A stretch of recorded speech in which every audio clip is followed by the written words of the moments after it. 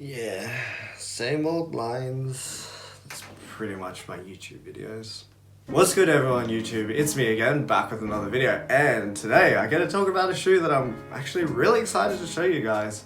And this is a shoe that I feel like once it released, it really just didn't get any sort of attention. And it's surprising to me because I've honestly, personally believe this was probably one of the best Air Force Ones to release ever. Probably one of the best to release back in 2019. As you probably saw in the thumbnail, we're talking about the Air Force One collaboration with Armand Manière. And Armand Manière is this store located in the US, and they're supposed to be like sort of luxury and designer and whatnot. And in this collaboration, they dubbed it the Hand Wash Cold collaboration. So I guess in the spirit of hand washing your things cold, they put a lot of really premium materials on both the Air Force One Low and High. And the Air Force One Low, I think, is probably the more versatile silhouette just because it's a low top and it was a little more muted in terms of the material choices.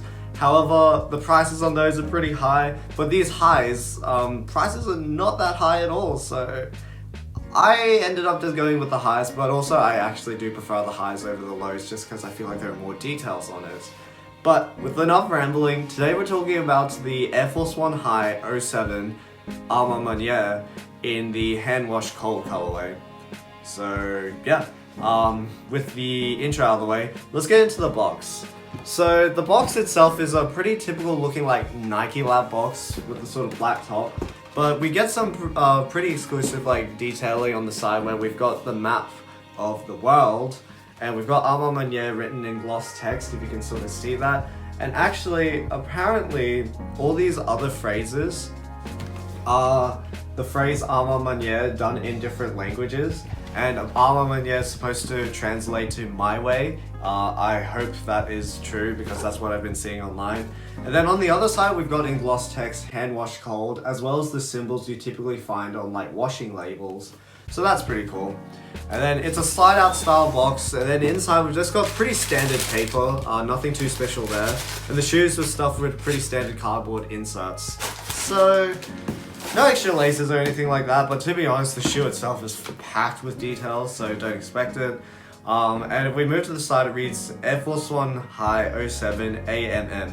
So, the retail price on these actually retail for a price of 180 US dollars. They never released in Australia or anything like that, and I ended up picking up these for resale. And with a weird issue that came with my shoe, with one lace being way longer than the others, I ended up getting a small refund. So I ended up paying in total 355 Australian dollars. I'll put the conversion here. And honestly, given how limited this shoe is, as well as the details and material choices on this shoe, I actually think 355 is very decent. If you think about it, it's only $15 more than a Yeezy 350, which is just everywhere these days. So yeah, with the box out of the way, let's get into the shoes. And here we are, the Air Force One High 07 Armand Manière in the Hand Wash Cold colorway. So the first thing you'll probably notice about this Air Force One High is just the amount of material choices on here. And we've probably got at least maybe 4 materials on this, and I'm just going to try and point it out right now. So on the toe box and on the side panel, we've got this nubuck leather, which feels really nice. And then just below that layer, we've actually got a layer of iridescent 3M. So when you hit the shoe with flash, you'll actually get a nice sort of pop to it. And this also goes from the toe box as well as around the heel of the shoe and runs down the back. And then on the toe itself, on its third layer, we've actually got this nice tumbled leather. And this leather has this really nice sort of feel to it, and it's really nice looking. Nice. Nice. Nice. And then moving back onto the swoosh, we've actually got this fur swoosh. They put a sticker inside saying this is fake fur, so don't worry, no animals were killed except for all the animals that for the leather, but that's okay. So we've got this fur swoosh, and then on the back of the shoe, we've actually got this very long-haired suede, and this is done in this sort of like lighter purplish grey color. So what materials are we up to? We're up to 4 now. And then along the eyelets as well as on the strap itself, it's this interesting sort of like nylon or like sort of scratchy satin. I'm not too sure what it is. It has that like typical quality of like, it sounds really annoying when you scratch it. I'm not sure you can hear that. Yeah, disgusting. So we've got that on the strap and on the eyelets. And then we've also got iridescent sort of hardware as well. So we've got these lace dubras with Nike on one side and Armand Manier on the other side. We've actually got it on the strap as well with a metal buckle here. However, this tip is actually plastic, and that's probably the one thing that irks me a little bit about this shoe. And then actually on the lace tips as well, we've got metal lace tips that are done in this iridescent color. And actually, speaking of the laces, as I mentioned, for some reason, my left shoe laces is significantly longer than the right shoe. So I ended up complaining about that, and I got a small refund because of it. And then on the back, we've got the Armand Manier A logo, as well as the A logo on the insole as well. And speaking of the inside, we've got leather lining the entire inside. And the one thing that I want to show as well, and it's only on the left shoe, we actually get a small tag that labels the number of shoe that you have out of the number that they produced. So my pair is pair 1,512 out of 5,914 pairs. So less than 6,000 pairs of this shoe were ever made. So I actually think for the price, honestly, the prices that are going on right now, it's really kind of surprising to me considering how limited the shoe is. And as you can probably tell right now, I haven't really touched the midsole with my hand. And there's a reason for that, because this midsole is actually wrapped in this short head suede and it's covered the entire midsole, and it's really interesting to me. And I don't think I've ever seen it on an Air Force One before, and it's done in this really nice grey color. So that's pretty cool. And one thing I forgot to mention, the shoes also came with these lace locks as well.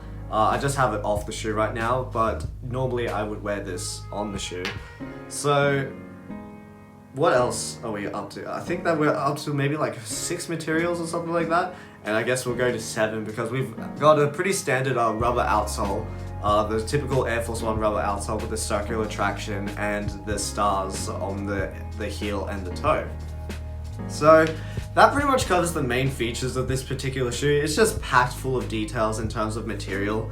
In terms of sizing, I will say that because of all the materials, I actually do think these fit like the tiniest bit more snug than regular Air Force Ones.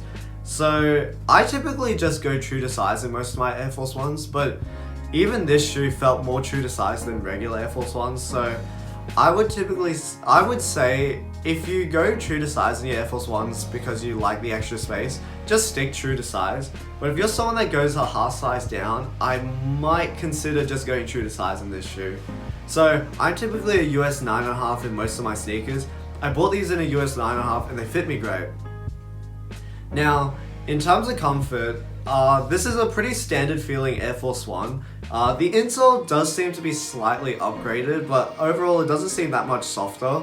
I don't know if the suede wrap midsole is squishy any more than a regular midsole, but it feels okay. The upper itself, while the materials are really nice, it is a little bit stiff just because of how many layers there are. I mean, literally on the toe box there are 3 panels that lead to this toe box all the way down to the toe guard. So it's not exactly the most practical shoe, but let's be honest, no one's really buying this for comfort.